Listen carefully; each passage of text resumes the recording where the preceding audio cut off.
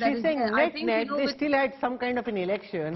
Mr. Nadda didn't even have an election, neither did Amit Shah. Rahul, I consider India Today group to be one of the finest groups. Here's one of your reporters from Aaj Tak, Navneet Mishra. He has written a detailed article, 5-page article. I'll give it to you also, how the elections are held in the BJP. He's gone through the entire process which has been taking place from Jana Krishnamurthy to JP Nadda ji. This is Article 19 of our constitution, which tells us how the mandal, the booth level people are elected, then the district level people are elected, then after that the state level people are elected. Yes, no, I'll tell you one thing. I'm telling you the entire process.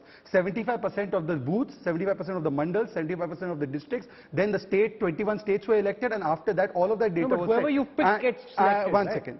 Thereafter, the electoral roll was elected completely. Now, it may be a unanimous election. The lack of a candidate does not mean a unanimous election. It's not meaning that the election did not take place. A president can be unanimously elected. But the lack of following constitutional procedure means that that election process is rigged. They have not followed the constitutional procedure, and she's admitting to it. She said that Mr. Madhusudan Mistry will clarify. Then why have they declared Mr. Kharge as the president? We have followed the full constitutional procedure. Yes, there was no candidate against Mr. Nadda because our party functions like a parivar. Your party is the parivar. So the last That's time the when difference. Mr. आपका Rahul परिवार Gandhi party है, हमारी party परिवार है, सर्वसम्मति से हम फैसला लेते हैं, परंतु constitutional procedure को follow करते हैं. You have not followed the constitutional procedure. You may have 3 candidates, you may have 10 candidates, but all are yes men. No, Shashi Tharoor was hardly a yes man. He was doing his own thing. No, but the lack of a candidate does not mean that it's not an election. The lack of constitutional procedure is the Kidwai, what changes for the Congress from tomorrow? Is this going to be more of the same? Will Mallikarjun Kharge be able to make any change at all, given that the bulk of the party or the key fighting force of the party is with Rahul Gandhi walking with him on that Bharat Jodo Yatra?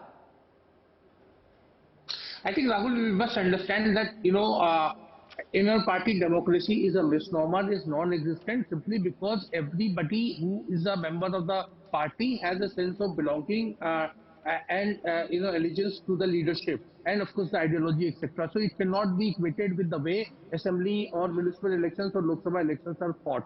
If we assume that consensus and unanimity is a tool for electioneering, then of course there is no doubt that every political party in India is absolutely democratic. Now, coming to a specific thing, I think Mr. Mallikarjun Kharge's nomination should be seen as someone like Mr. JP Nadda's election. He doesn't represent the political leadership of the Congress, just as Mr. Narendra Modi, who's not been even for a single day the BJP president. And so Mr. Nadda has a mandate to fulfill whatever the political leadership says. The similar thing applies to the Congress party. The Congress persons may not say it, but that's the long and short of it. Mr. Kharge's platter is full. He has to deal with Rajasthan, he has to deal with Chhattisgarh, he has to meet a lot of people, he has to bring a sense of normalcy in the Congress functioning. Remember, anybody who leaves the Congress says that Rahul Gandhi, Sonia Gandhi, Priyanka Gandhi do not have enough time to, meet them, communicate, hear their grievances and all. So Mr. Nadda has various roles to play. But to say that Mr. Nadda, Mr. Kharge's presence would have, an impact on Rajasthan, Himachal elections or in Gujarat elections or even for the Karnataka, I think is a little far-fetched.